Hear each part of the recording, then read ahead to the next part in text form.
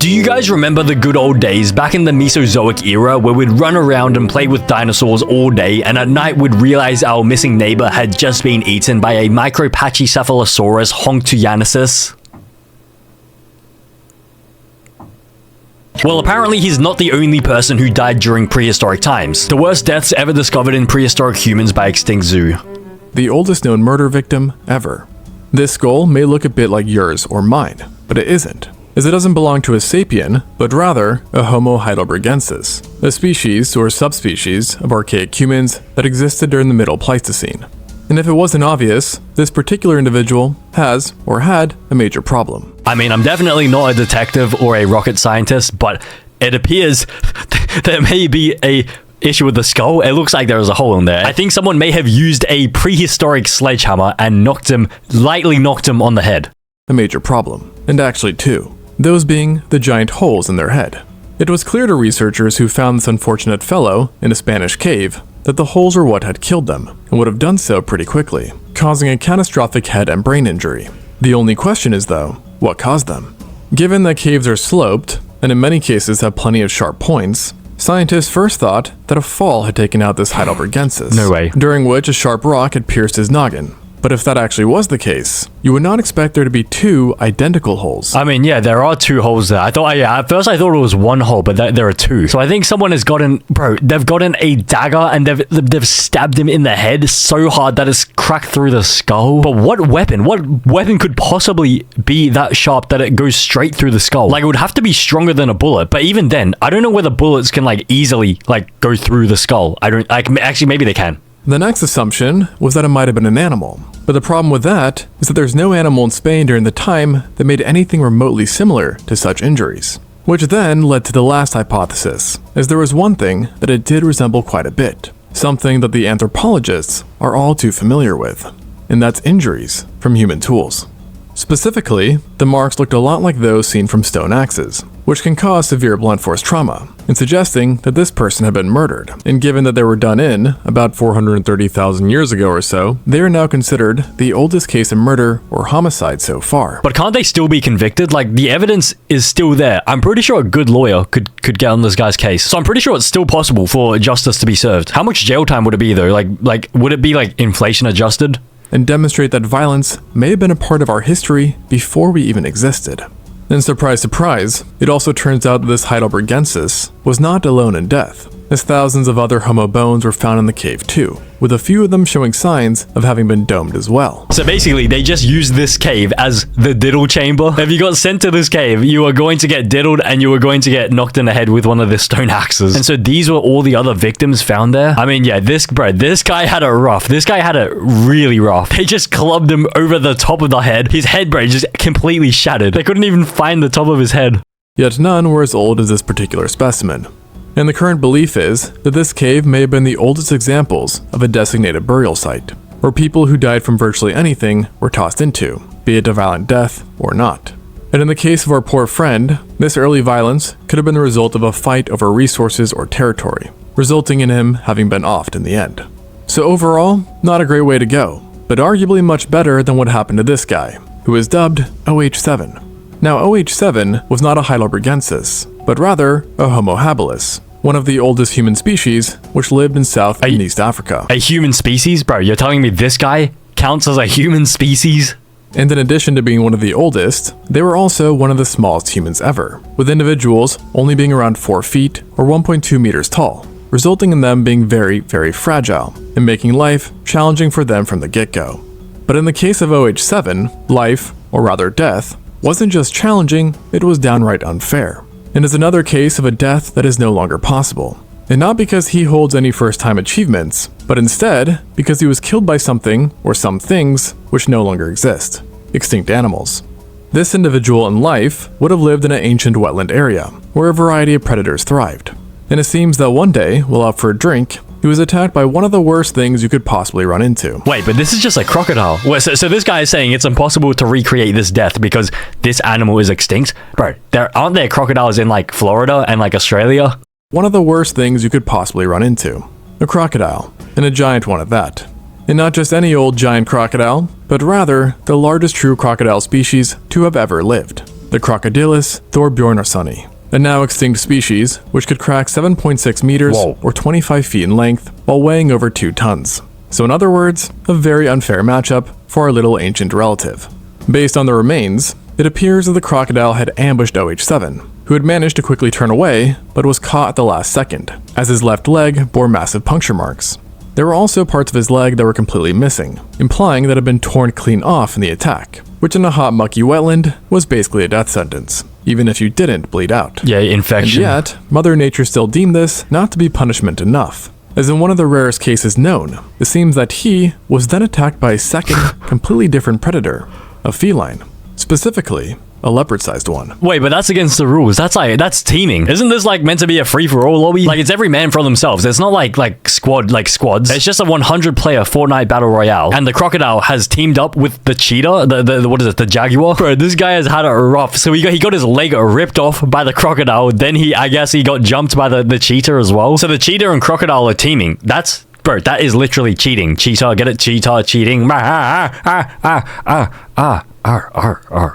Now, this doesn't necessarily mean that it was definitely a leopard that made up the tag team duo, but whatever did attack him, attacked the back of his head, leaving long grooves in his parietal bone, which does align with a leopard's hunting strategy, or at least a closely related Panthera species. And just if it wasn't clear, OH7 unfortunately died, as both marks on his head and leg showed absolutely no signs of healing. Damn, I would never have guessed. If you get tag teamed, you get teamed with a lion and a crocodile. Like, yeah, I guarantee there's no way you can survive that. But I mean, look at that mark down his leg. So I think that's what the crocodile did, bro. They destroyed his bone. Now, I will say, it is technically possible that he died first from the crocodile attack and then got picked apart by a feline, but because the croc only took one leg, and because the damage from the feline was in a spot that is associated with predatory behavior, some think it really was a dual attack. And it's hypothesized that after getting attacked by the croc, he may have turned to face it while trying to fight back, leaving his back wide open to a nearby feline, and thus spelling his doom. And for what it's worth, even today, on multiple occasions, crocs and felines have been observed fighting over an animal. However, thankfully, the animals involved today do not include an extinct feline and a massive, never-again-seen sized crocodile. But you want to know what else is massive? So this death surely must have sucked. But remember, it's not always the violent demises that are the most painful. Take Exhibit A, for example. This is KNMER 1808. Great, and I know exactly what that means. I know exactly what this abbreviation means, and I know exactly what I'm looking at. Bro, what am I looking at here? Is this a tree with a hole? Like, what am I meant to do with this? Am I meant to stick my dingling in it? And what is KNMER? Bro, what is this code? Is this your iPhone passcode 1808? A 1.7 million year old Homo erectus from Kenya, who had a troubled history with A. Oh, it's a human. Not the letter, but the vitamin A, which, while being an essential vitamin, can be harmful in large amounts. And too much of it is what apparently killed our Homo erectus friend over 1 million years ago. And trust me, that's not a good way to go. Her partial skeleton was first located back in 1974, and scientists immediately noted there was something wrong with it, as her bones showed abnormal growth patterns, namely excess bone turnover, and held evidence of long-term massive bleeding. And yet, there were no clear wounds. And while this may sound perplexing and mysterious, it was actually quite straightforward to the researchers, as the bone growth were consistent with what's seen in hypervitaminosis A, aka vitamin A toxicity, a condition that is well known in both ancient and modern times, with this erectus so far being the oldest example of the disease within humans. The patterns in her bones suggest that this was a condition that she dealt with chronically, and is what ultimately killed her, despite it not usually being a very dangerous condition in modern times. Bro, why did you use this clip in the background? I feel like that's like slightly disrespectful to this human that died from the vitamin A. So is vitamin A toxicity really like a brutal way to die? Like, did this really make the list? Because I mean, how bad can it be, like, realistically? Unless it causes like chronic pain. But even then, like, even if it did cause chronic pain, you can just take some, like, what is it, Panadol? Just take a Panadol. And presumably, given the lack of medical awareness back then, she was taking in too much without knowing it, which on top of her bone problems would have caused symptoms such as weakness, headaches, sloughing off of skin, the loss of hair and teeth, and a lot of joint pain, which is reflected by her limbs bearing the most pathological bone growth. And it was likely over a long duration of time that she had these problems. Jeez, no offense, but that is one ugly human. No offense if anyone actually looks like this, bro. Why are the brow bones so, like, pronounced? which thus begs the question, where did she get all this vitamin A? And the answer is that all signs point to one key suspect: carnivore liver, a well-known source of vitamin A. And in some predators of today, like the polar bear, the liver can store so much of it that it could theoretically supply a human with nearly 150 years worth of the vitamin. And naturally, not knowing this probably played a big role in her undoing. But I mean, realistically, who takes a look at this liver and wants to eat it? Okay, like I understand, like, you know, like when you're surviving in the, like out in the wilderness, you eat anything, but surely there were other options. Like surely there was a vegan option. Like there's usually like a vegan option. Like you could have just eaten grass. Is that what vegans eat? You could have eaten regular meat, because where are you getting the liver from? To get a liver from an animal, you would have had to kill the animal, and so therefore there would be like the regular meat, like the regular cuts, like the steak. Unless this woman was like addicted to liver strangely, and then perhaps she just consumed too much liver and then got like the vitamin A like overdose. Now, while likely not as painful as this ending, another prehistoric death that definitely would have sucked, simply going off of how scary it sounds, is what happened to the Tong childs 2.8 million years ago. In today's day and age, if we find ourselves scared by something outside, it usually results in us frantically looking around us, or if in the water, beneath us, but never really up in the sky. And yet, a long time ago, you might have needed to, as large predatory birds prowled the skies and terrorized the lands of Africa, and were not afraid to take a stab at the occasional human, or rather hominins, which in this case was a seriously unlucky Australopithecus. And despite this breaking the homo rule... Wait, what do you mean by the homo rule? Wait, that sounds a little... Wait, what? Isn't it offensive to say no homo? Like, isn't the homo rule, like, offensive? Because again, it's Australopithecus, I am including it given the sheer uniqueness of the case, as the Tong child was found with horrific injuries to his face and head, including puncture marks to the bottom eye sockets, while the top of his cranium was deeply scratched. And interestingly enough, such injuries are actually fairly identical to what's seen in monkeys today that have fallen prey to eagles, suggesting that a large bird had sunk its beak and talons into the Tong child's eyes and head, likely killing him rather quickly, or at least hopefully, before he was then hauled off to be consumed. But the story does not end here, as his death spawned a new mystery. You see, the Tong child is really just a skull, meaning that the body was never found. And what's more is that it was located in a remote part of the Kalahari Desert, in a cave, where no other bones were found, be it human or other animals, and thus leading researchers to ask how the skull ended up here. And so does that mean Epstein didn't unalive himself? Because where is the body then? Where is the body?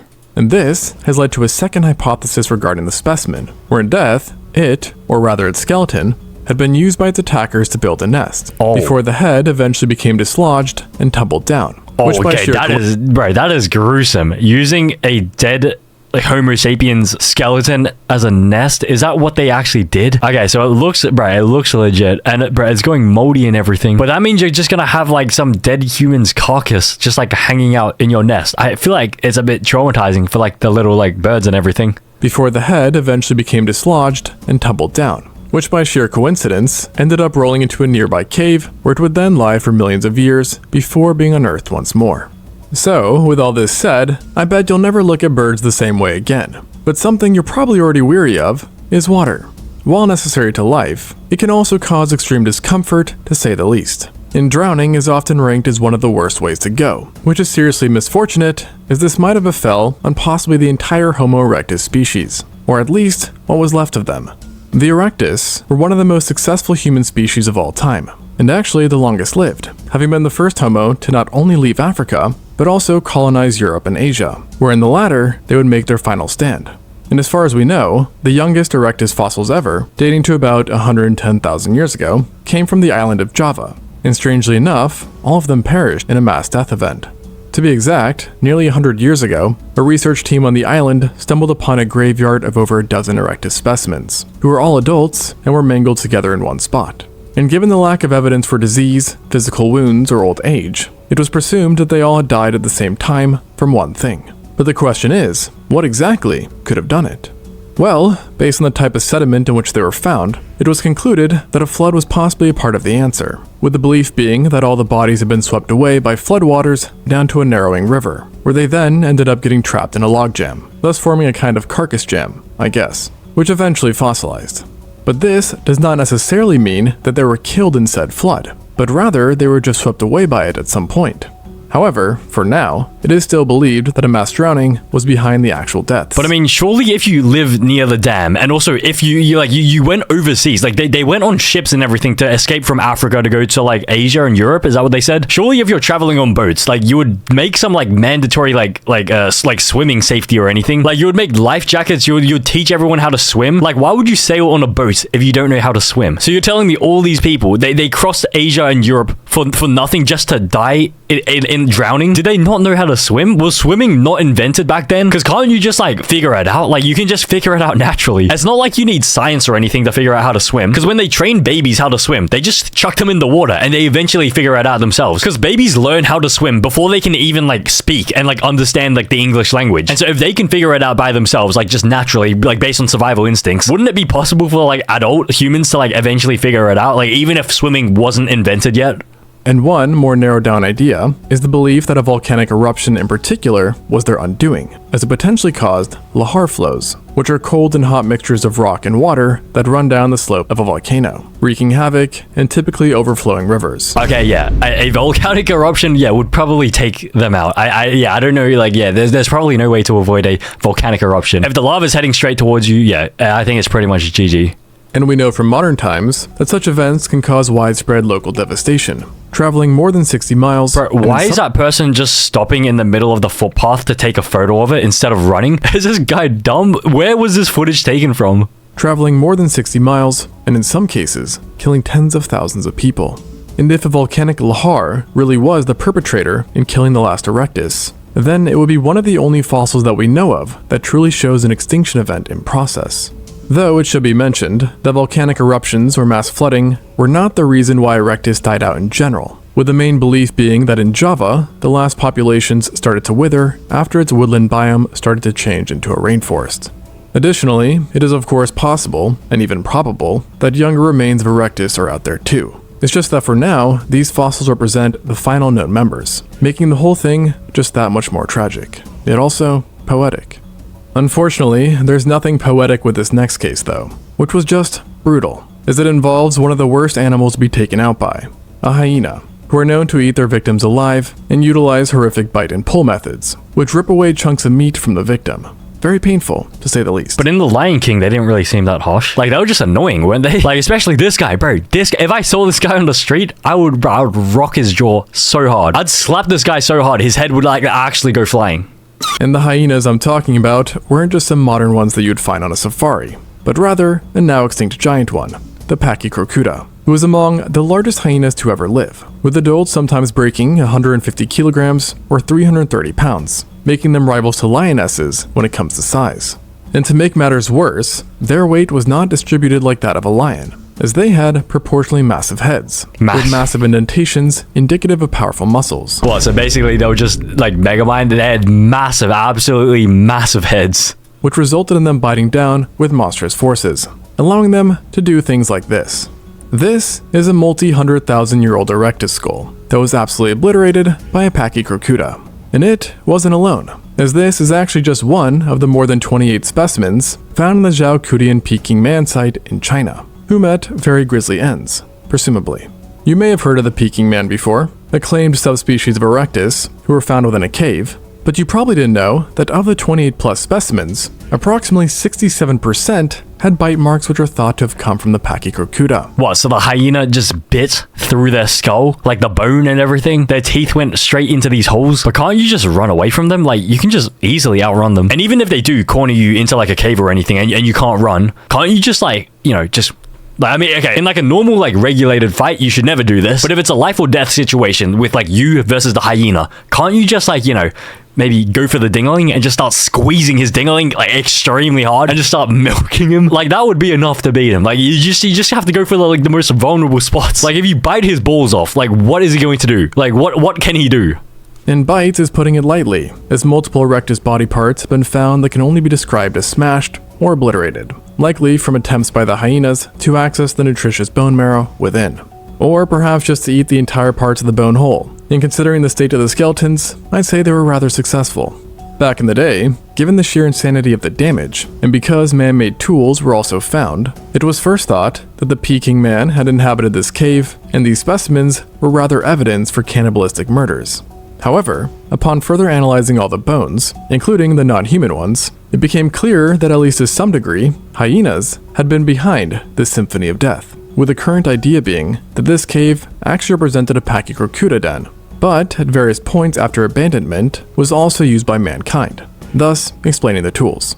And besides showcasing just how horrifying hyena attacks were, the site has also served as a reminder not to take our apex predator status for granted. Because while erectus were major predators for many animals, and even contested with carnivores, it seems that in prehistoric China, they were still not at the top of the totem pole, with that spot going to our giant hyenas. Which especially seems to be the case when considering that many human bones have been found with Pachycrocuta damage, while the opposite cannot be said. And let's face it, there's not much you can do against lion-sized hyenas, even if you did have a spear. And for what it's worth, there's also the hypothesis that hyenas themselves were for a long time the literal reason why humans were not able to expand into certain areas. And even beyond the Pachycrocuta, we know many instances where a hyena took a nip out of a human, including in modern times, as they are sometimes known to become man-eaters. So that's all to say, it really makes me grateful that we at least do not have to worry about giant ones. And something else you no longer have to worry about is not having a toothbrush.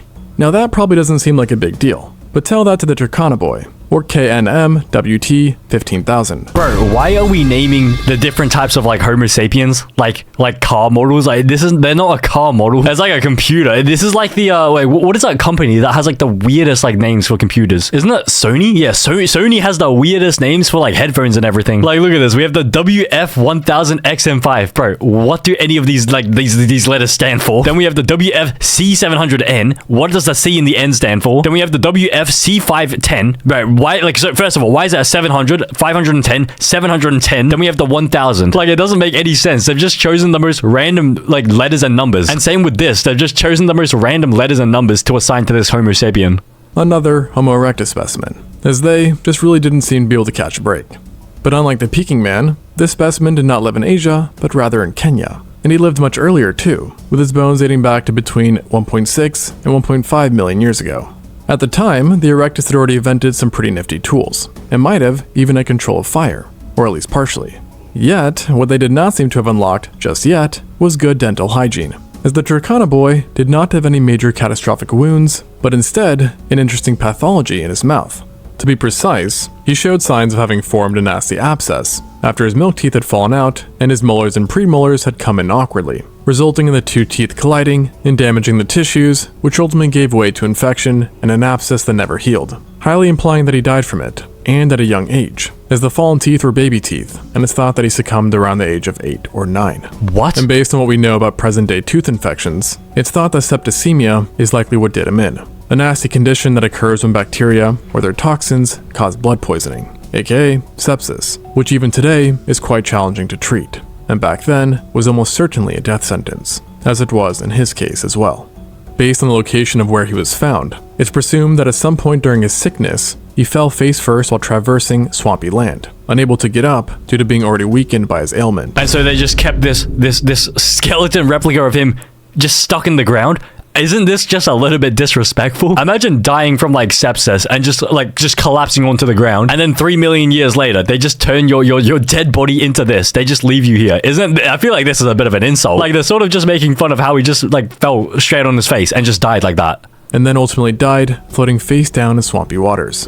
And sometimes really does seem like the universe has it out for certain people, as he couldn't even die in peace, with some researchers believing that not so long after his death, a herd of animals trampled his body into the muddy swamp floor, enough for it to get fossilized. Jeez, even the elephants are disrespecting him as well. And if it weren't for the elephants disrespecting him and pushing him into the mud, I assume they wouldn't have been able to recover this fossil and just like stick him here and disrespect him even further.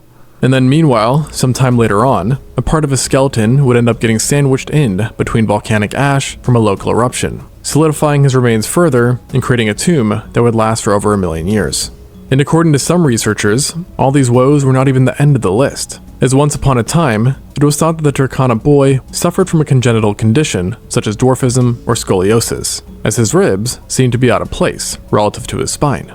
But over the years, as technology has improved, it has turned out this may not actually be the case. And during the reanalysis, they made a new discovery, which found that while he might not have suffered from dwarfism or scoliosis, He definitely had suffered from a severely herniated disc that was so out of place that, given the lack of technology back then, might have been a double Grim Reaper, so to speak. In other words, if his mouth infection didn't get him, then his herniated disc would have, causing him to have very little mobility and in no condition to fight off any sort of predator. Well, I mean, even if you didn't have a herniated disc, I highly doubt anyone is going to be able to fight off this predator. This is a massive bear. There is no way anyone is going to 1v1 this bear, unless they're me.